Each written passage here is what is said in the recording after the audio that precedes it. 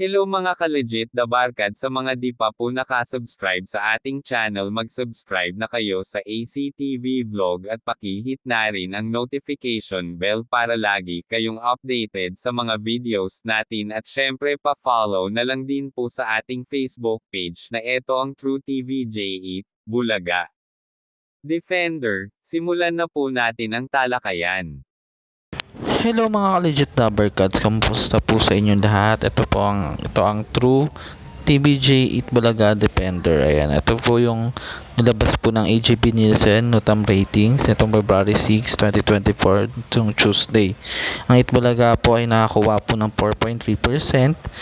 Pumapangalawa po ang 8 Showtime na 4.0 at laging huli ang tahanang pinakamasaya, so na nakakakuha ng 3.1. So makikita po natin na yung pagtaas at pagbaba ng 8 Bulaga at 8 Showtime, talaga namang nagpapalitan lang po sila. So pero yung tahanang pinakamasaya talagang lumalagak pa din talaga. So yun na nga, naganap ko po hapon na premiere night ng Ikaw Pa Rin Ang Pipiliin Ko.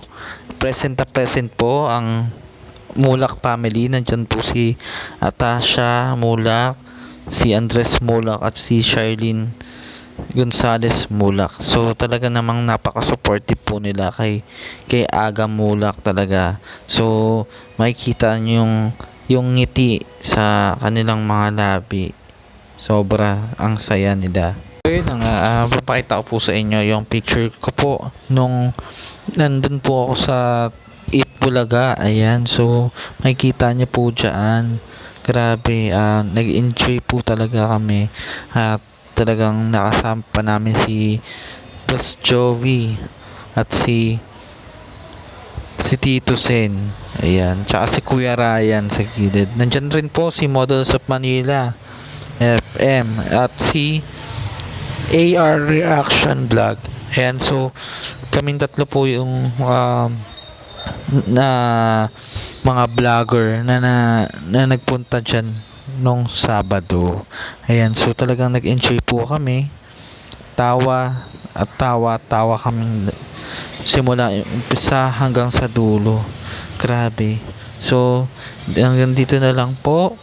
Marami pong salamat. Please follow, like, and subscribe sa aming mga account sa ito ang True TVJ 8 Bulaga Defender sa ACTV TV Vlog. Ayan, so pasuyo naman po. Marami pong salamat sa inyong manonood. Thank you po. Love.